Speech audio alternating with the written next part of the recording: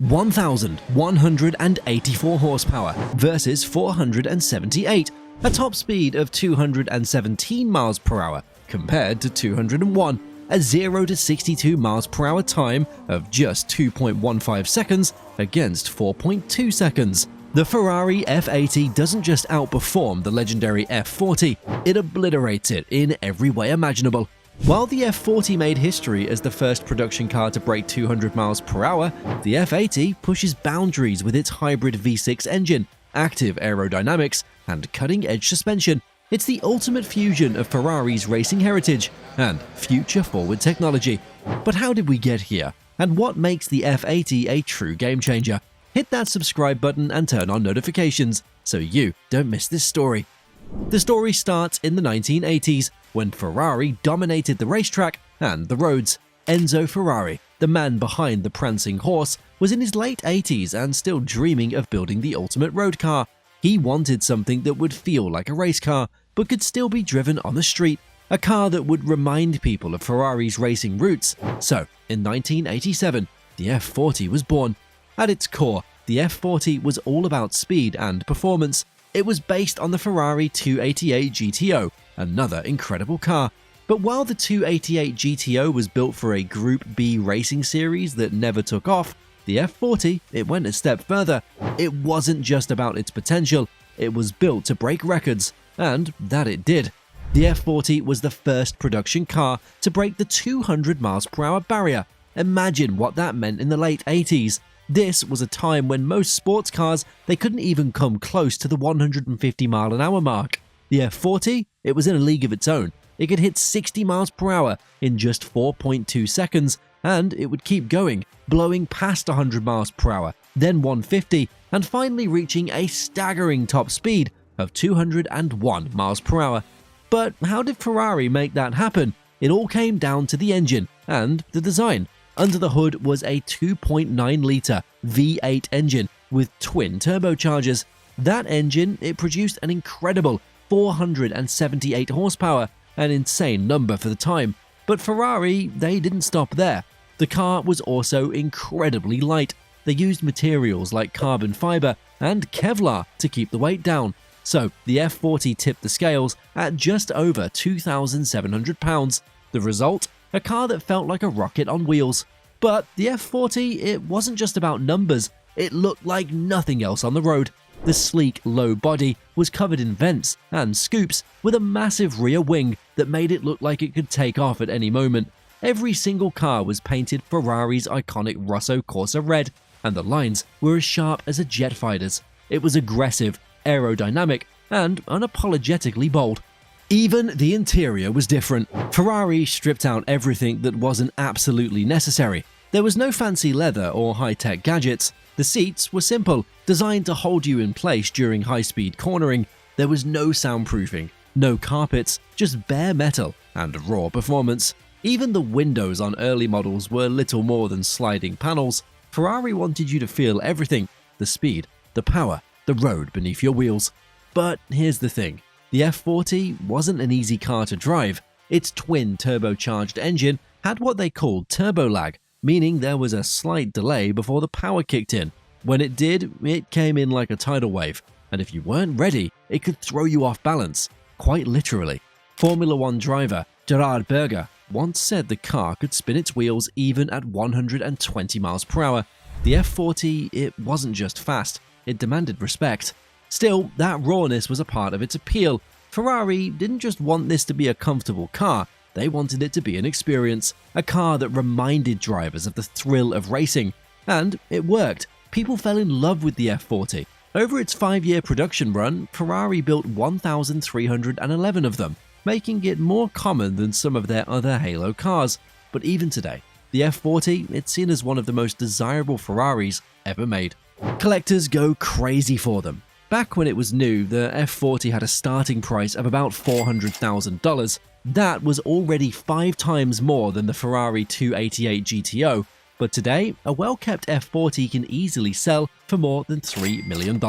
Some rare models like the F40 LM built for racing, they go for even more. These aren't just cars, they're pieces of history. And yet, the F40 isn't just a collector's item. it's still a car that people love to drive, even though it's challenging. That's part of the fun. It's raw, it's thrilling, and it's completely unfiltered.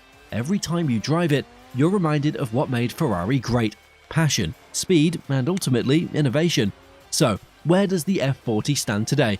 It's the gold standard for supercars from the 1980s and the 90s. It's the car that showed the world what Ferrari could do when they pushed the limits, and it's also the car that inspired everything that came after it.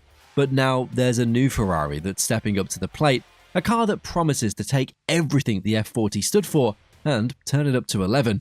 Meet the Ferrari F80. Could it be the car that redefines Ferrari's future?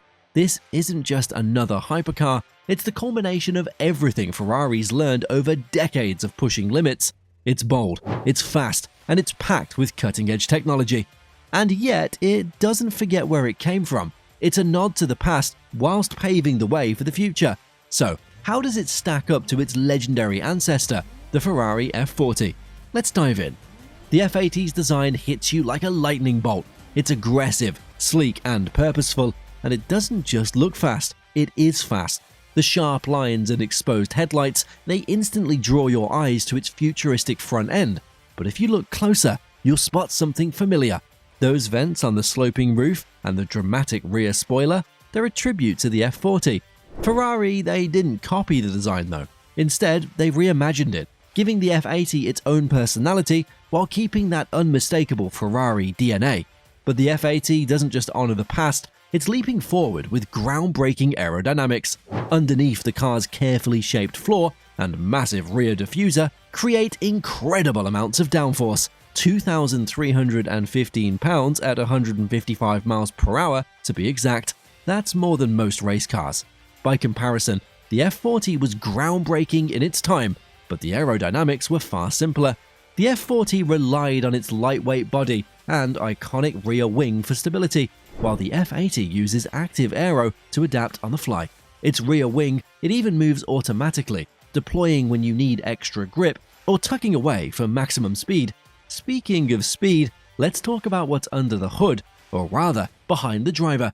The F80's powertrain is a marvel of engineering. It combines a 3-litre twin-turbo V6 engine with 3 electric motors, creating a total of 1,184 horsepower. That's more than double the F40's 478 horsepower. Sure, the F40, it was the first production car to break the 200 miles per hour barrier, but the F80, it takes it to another level. It rockets from 0 to 62 miles per hour in just 2.15 seconds, and it hits 124 miles per hour in 5.75 seconds. Its top speed, a blistering 217 miles per hour, electronically limited. Now, you might wonder, why a V6? After all, Ferrari is famous for its V12 and V8 engines. The answer? Well, it's simple. Formula 1. The F80's V6 is inspired by the engines used in Ferrari's championship-winning F1 cars. It revs to an astonishing 9,200 RPM and uses an electric turbocharger to eliminate lag. That means instant power whenever you hit the gas. The F40, with its turbocharged V8, was no slouch, but its turbo lag could make it unpredictable. The F80, it takes that unpredictability out of the equation, delivering smooth, seamless acceleration. And then there's the electric motors. 2 of them drive the front wheels, giving the F80 all-wheel drive, a first for Ferrari's hypercars. The third motor sits between the engine and the transmission, adding extra power just when you need it. Together, these motors, they produce 296 horsepower, nearly as much as an entire Porsche 911. The F40, by contrast, was purely mechanical. No electric motors, no hybrid systems, just raw combustion power. That simplicity, it made it thrilling, but the F80's hybrid setup, that takes performance to a whole new level. Of course, power is only one part of the story. The F80's active suspension is just as revolutionary. Using advanced sensors and hydraulics, it can adjust to any driving condition in real time. Whether you're cruising on the highway or attacking a racetrack, the suspension, it keeps the car perfectly balanced and even compensates for the massive downforce at high speeds, ensuring the car stays flat and stable. The F40, in comparison, was far more old school. Its suspension was stiff, and unyielding. It was great for performance, but brutal on bumpy roads. Step inside the F80 and you'll notice the differences immediately. The interior is minimalist, just like the F40, but with a modern twist. The cockpit is dominated by carbon fiber, and the steering wheel is straight out of a Formula 1 car, complete with a Manatino switch for adjusting driving modes. There's no big screens or flashy gadgets either, just a digital instrument cluster and a few essential controls. Even the seats are asymmetrical. The driver's seat is upholstered in red, while the passenger's is in black. It's a subtle reminder of who's in charge. The F40's interior, on the other hand, was bare bones to the extreme. It didn't have door handles, just pull strings. The rawness was part of its charm, but the F80 strikes a better balance. It's still focused on driving, but with just enough comfort to make long trips bearable. Now, let's talk about exclusivity. The F40 was rare, with only 1,311 units ever built, but the F80 takes it a step further. Ferrari is making just 799 units, each with a starting price of $3.6 million. And guess what? They're already sold out. The F40 was expensive in its day too, but the F80's price and demand, it shows just how far Ferrari has come in capturing enthusiasts' hearts and wallets.